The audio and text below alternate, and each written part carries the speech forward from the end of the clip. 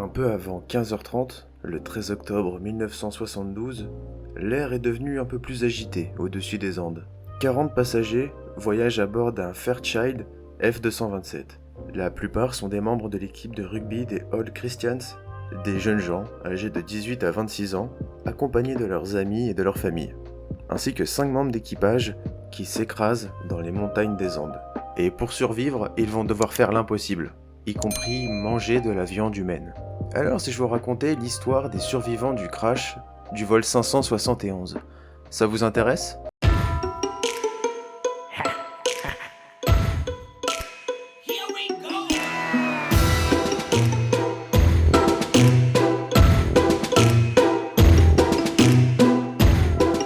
L'équipe de rugby qui se trouvait à bord du vol 571 était l'équipe de rugby de l'Old Christian Club, un club de rugby basé à Montevideo, en Uruguay. L'équipe était composée principalement de jeunes joueurs passionnés de rugby, avec une moyenne d'âge assez basse. Parmi les membres de l'équipe, on trouvait des étudiants, des athlètes enthousiastes et des passionnés de sport. C'était une équipe de rugby amateur, qui favorisait le développement de la camaraderie et de l'amitié entre les membres. Ils avaient décidé de se rendre au Chili pour participer à un match amical contre l'équipe de rugby du club Universidad de Chile. Les joueurs de l'équipe étaient animés par leur passion commune, pour le rugby et l'esprit d'équipe. Avant le vol, ils étaient enthousiastes à l'idée de participer à cette compétition et de représenter le Chili. Malheureusement, le destin en a voulu autrement. L'équipe avait affrété un avion pour jouer contre l'équipe de rugby chilienne, à Santiago. À 15h21, le pilote s'est présenté au contrôle aérien de Santiago. L'avion descend à 3000 pieds et entre dans un nuage. L'avion a tremblé violemment. Voler au-dessus des Andes peut être dangereux, les pilotes expérimentés savent qu'il faut voler le matin. Car dans l'après-midi, le mélange d'air chaud et d'air froid peut provoquer des vents de type cyclonique qui peuvent faire basculer l'avion. Les turbulences se sont aggravées. Malgré tout, le steward a annoncé aux passagers qu'ils allaient bientôt atterrir, et qu'au lieu de voir le sol, ils ont vu des montagnes enneigées, à seulement 3 mètres du bout de leur aile. L'avion a sauté, est tombé et s'est incliné, et les moteurs ont hurlé alors qu'il essayait de prendre de l'altitude. Puis il y a eu un bruit de chute, l'aile droite avait heurté la montagne. L'aile s'est détachée et a sectionné la queue de l'avion, aspirant immédiatement le steward, le navigateur et 3 garçons de cabine. Peu après, l'aile gauche s'est détachée, et une hélice a traversé le corps de l'avion. Alors que l'avion tombait du ciel, tout le monde s'attendait à ce qu'il s'écrase sur la montagne. Mais au lieu de ça, le fuselage a fait une culbute sur la montagne et a glissé dans une vallée. L'avion s'est finalement immobilisé à 11 500 pieds, dans une vallée entre le Chili et l'Argentine. Lorsque tout s'est finalement arrêté, 12 personnes étaient déjà mortes, et 33 en vie, avec des blessures allant de légères à terribles. Je me souviens qu'à un moment donné, nous avons regardé dehors et les montagnes étaient pratiquement à 1 ou 2 mètres de nous. Puis commencèrent les trous d'air et le steward dit « Ça y est, la danse commence », voulant ainsi dire que les choses devenaient sérieuses.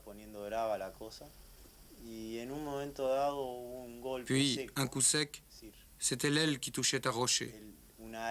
L'avion plongea, s'abattit sur la neige et se cassa en deux.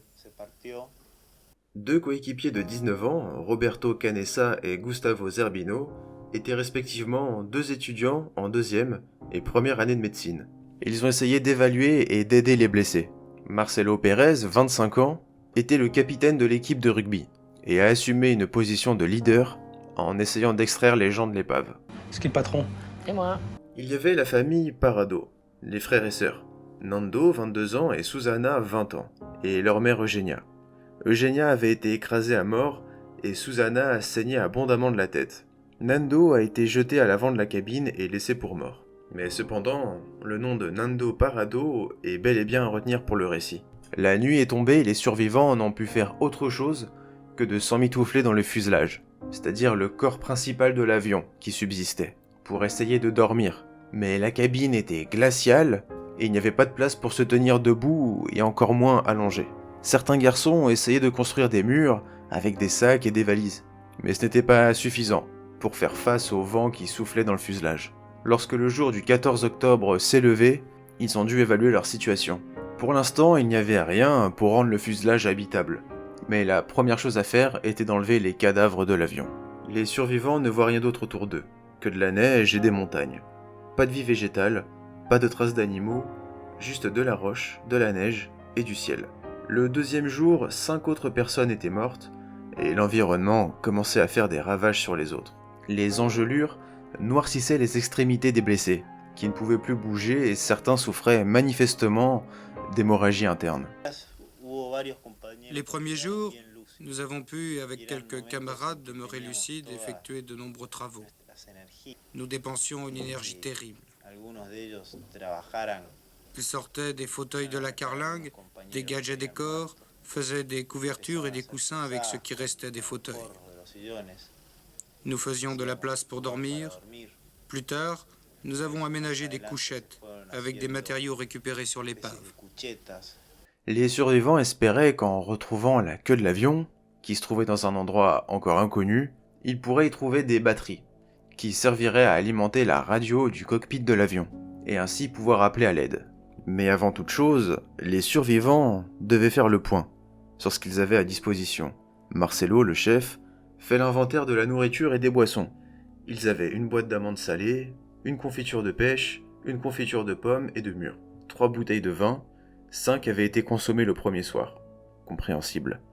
Une bouteille de whisky, une bouteille de crème de menthe, une de brandy, de cerises, 8 tablettes de chocolat, 5 tablettes de nougat, quelques caramels, quelques dattes, quelques prunes séchées, un paquet de biscuits salés et 2 boîtes de moules. Et encore 28 personnes à nourrir. Ils ont commencé à rationner leur nourriture, et Marcelo a distribué à chacun un carré de chocolat. Le lendemain, le 15 octobre, Adolfo Strauch, 25 ans, découvre une méthode pour faire fondre la neige et ainsi avoir de l'eau. Cela allait devenir l'une des principales tâches des survivants. Trouver de la neige fraîche, qui n'a pas été souillée par le sang, par les morts ou par l'huile de l'avion. Une sorte de petite société était en train de se former. C'est donc le capitaine de l'équipe, Marcelo, qui organisait les gens en groupe de travail. Lui était le coordinateur de la nourriture et distribuait des rations tout au long de la journée. Et à la grande surprise de tout le monde, Nando Parrado, qui avait été laissé pour mort, se rétablit de manière inattendue. Mais vous êtes pas mort, espèce de connard! Tandis que l'état de sa sœur, Susana, n'a fait qu'empirer. Nando a donc exprimé son désir de retourner à la civilisation, et ce par ses propres moyens, plutôt que d'être coincé ici et d'attendre la mort. Un fossé se creuse entre les survivants. Certains s'accrochent à la croyance que tout va bien et qu'ils seront sauvés, qu'ils tiendraient le coup un jour de plus. Ce groupe croyait que l'espoir les aiderait à survivre, croyait que Dieu ne les laisserait pas en rade dans les montagnes. Cet optimisme intense était, comme on peut le comprendre, le sentiment le plus présent. Mais le 17 octobre, 4 hommes se sont aventurés à la recherche de la queue et de ses batteries. Mais après 1 heure de marche, d'épuisement et d'absence de progrès, ils ont dû faire demi-tour. Et à leur retour, plutôt désespérés, ils ont discuté de ce qu'ils seraient prêts à faire pour survivre si les secours n'arrivaient pas. Alors, sans vivre, comment avoir la force d'aller explorer dans les montagnes? Pour trouver de l'aide, il fallait manger pour prendre des forces et prendre la nourriture là où il y en avait. Et sur place, il y avait bien de la viande humaine. Le 22 octobre, seules 27 personnes sont restées en vie. Ils ont trouvé une radio et ont réussi à la truquer pour capter des émissions en provenance du Chili. À leur grande déception, ils n'ont rien entendu au sujet de leur sauvetage. Et ils commençaient vraiment à manquer de nourriture. Et en regardant tous les corps éparpillés dans la neige autour d'eux, Canessa a fini par dire ouvertement ce qu'il pensait de la situation. Et a dit à haute voix ce que tout le monde avait murmuré auparavant, pour survivre, ils allaient devoir manger les morts. Canessa fit donc un plaidoyer, pour convaincre que l'important était de survivre, et qu'il fallait pour cela employer tous les moyens.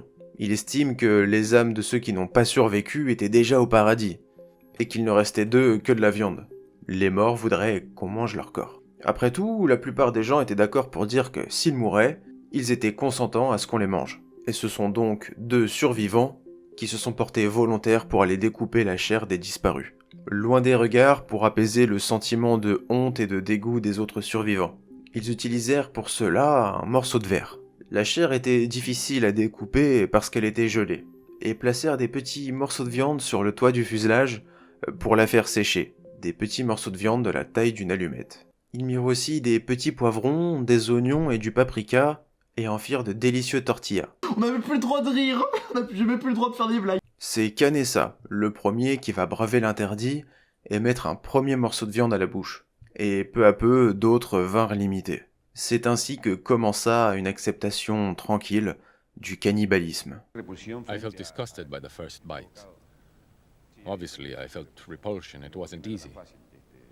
It wasn't like opening the fridge door and taking out a bottle of milk. I was eating a friend. I didn't know who it was, but that was what I was doing. And it wasn't beef.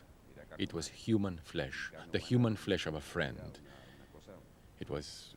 Personne ne l'a demandé et personne ne l'a voulu, mais c'était comme ça. C'était le seul moyen pour survivre. Au plus grand désarroi de tous les survivants, les nouvelles à la radio ne sont pas bonnes du tout. Ils apprirent, via la radio, que les recherches avaient été stoppées. À ce moment-là, un désespoir terrible vient frapper les survivants. Plus personne ne les recherche. Et comme si ce désespoir n'était pas suffisant, une vibration ébranle le fuselage. Et avant que quiconque ne puisse réagir, une avalanche de neige vint remplir l'avion, enterrant les survivants. 8 autres personnes sont mortes. Il ne reste plus que 19 survivants.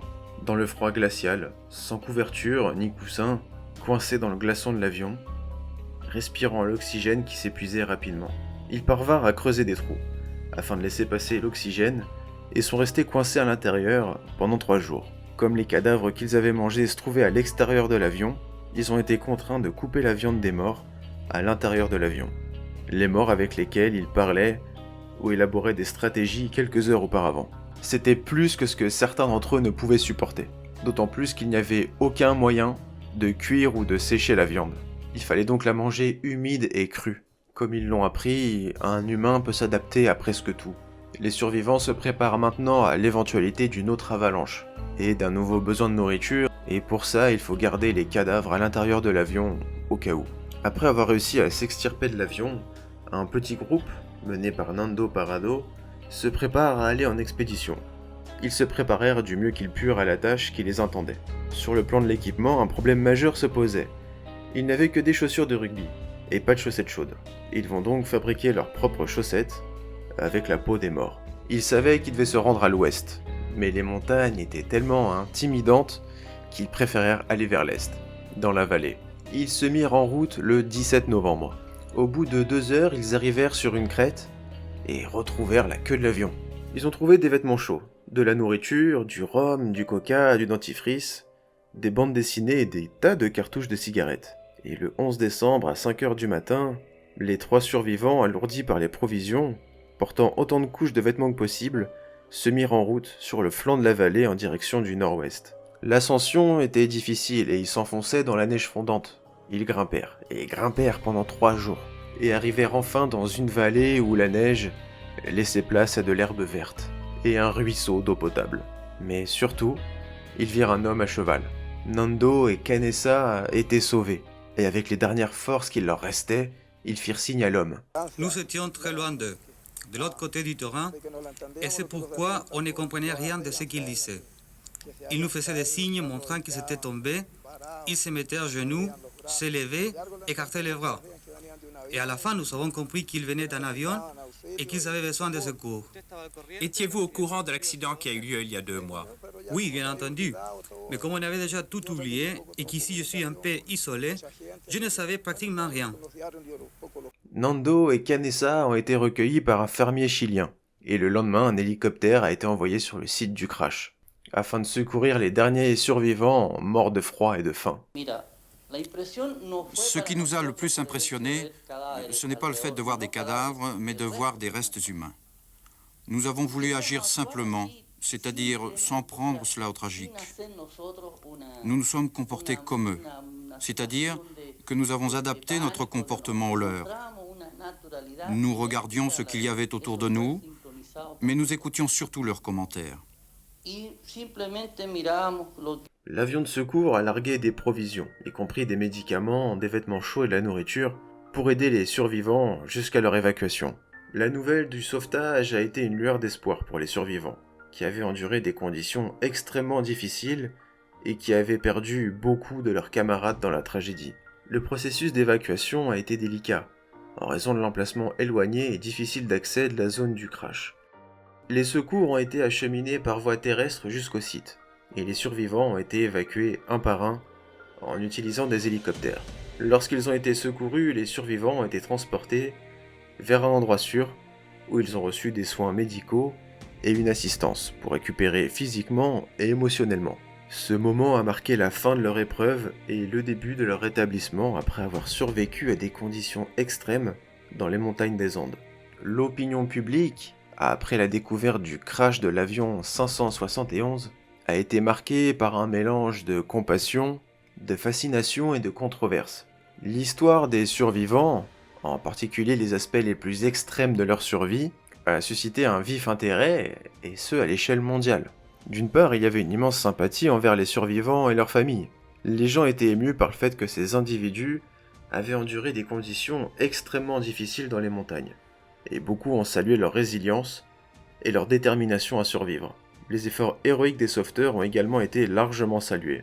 D'une part, la révélation que les survivants avaient survécu grâce à du cannibalisme a suscité une controverse considérable. Certains ont condamné cette action, la qualifiant d'acte inhumain, tandis que d'autres ont adopté une perspective plus compréhensible, soulignant les circonstances désespérées auxquelles les survivants étaient confrontés. La tragédie du vol 571 a inspiré des débats éthiques sur la nature de la survie humaine dans des conditions extrêmes et sur les choix difficiles que peuvent être amenées à faire les personnes confrontées à de telles situations. Certains ont remis en question la légitimité du jugement moral de ceux qui n'avaient pas vécu une telle épreuve. En fin de compte, l'histoire des survivants du vol 571 a laissé une empreinte durable dans l'histoire de l'aviation, et a continué à fasciner les gens, à travers des livres, des films et des documentaires. Les survivants, lors de leur retour à la civilisation, se sont préparés au jugement et à l'horreur de l'Église catholique, des professionnels de la santé et de leurs proches. Mais dans l'ensemble, les gens leur ont offert compréhension et pardon.